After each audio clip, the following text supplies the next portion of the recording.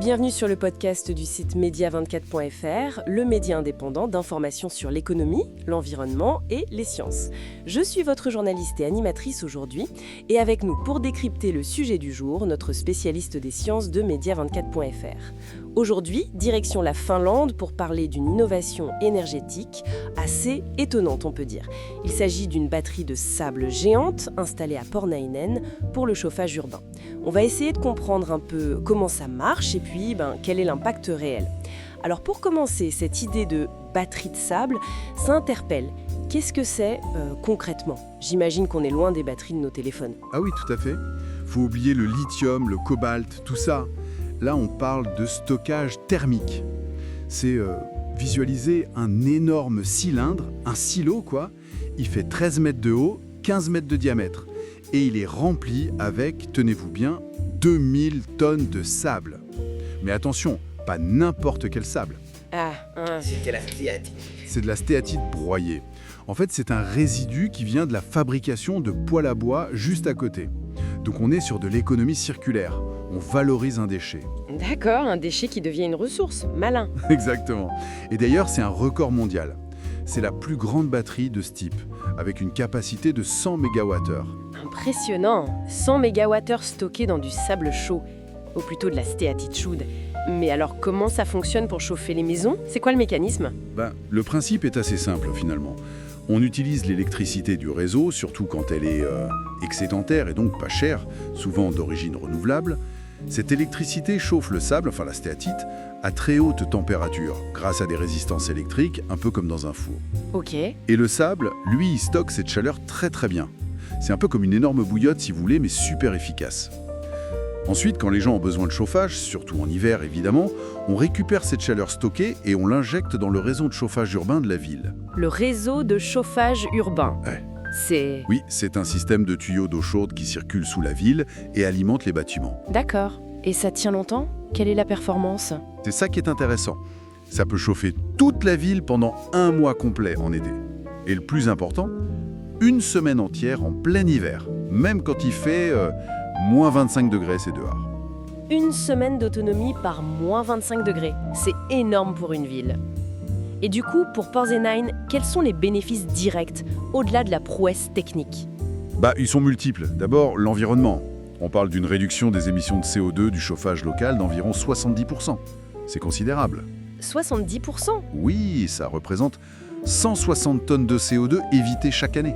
Et puis ça a permis d'arrêter complètement le fioul et aussi de réduire de 60% l'utilisation des plaquettes de bois qui servaient d'appoint avant.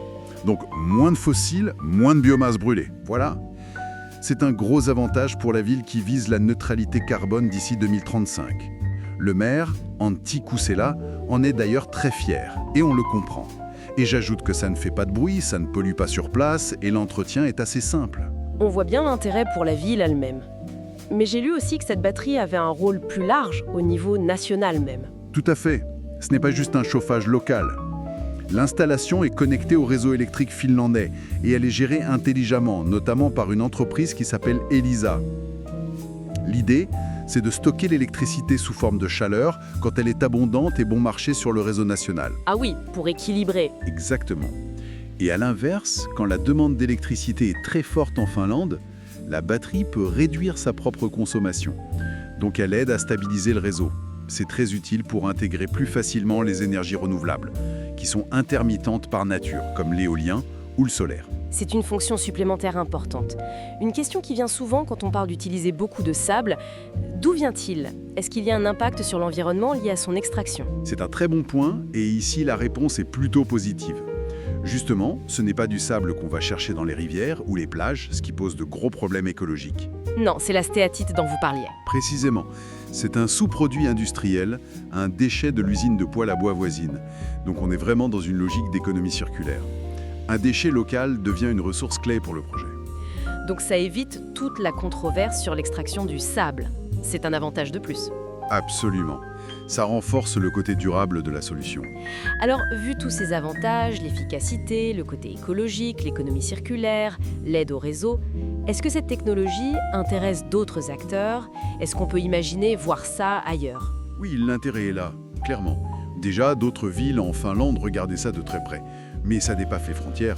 Il y a des contacts, des marques d'intérêt en Allemagne, aux Pays-Bas et même au Canada. Ça montre bien qu'il y a un potentiel. C'est une solution pour le stockage de chaleur qui est, somme toute, assez simple technologiquement, qui utilise des matériaux locaux ou recyclés. Et ça répond à un vrai besoin, stocker la chaleur efficacement et de façon décarbonée, notamment pour les raisons de chauffage. Si on résume, on a cette innovation finlandaise, un stockage de chaleur massif avec un matériau recyclé, la stéatite. Les bénéfices sont clairs, réduction forte du CO2, fin du fioul, moins de bois brûlé et même un coup de pouce pour stabiliser le réseau électrique. Le tout avec une approche assez simple et des ressources locales. Et tout à fait ça. Et ce qui est peut-être le plus intéressant, c'est que ça montre qu'une technologie qui peut sembler assez basique, disons, face à d'autres solutions énergétiques très complexes, peut en fait apporter une réponse très pertinente. Une réponse efficace à des défis énergétiques majeurs, comme le stockage de chaleur à grande échelle pour décarboner nos systèmes de chauffage. Merci pour votre écoute et retrouvez plus d'actualités sur media24.fr.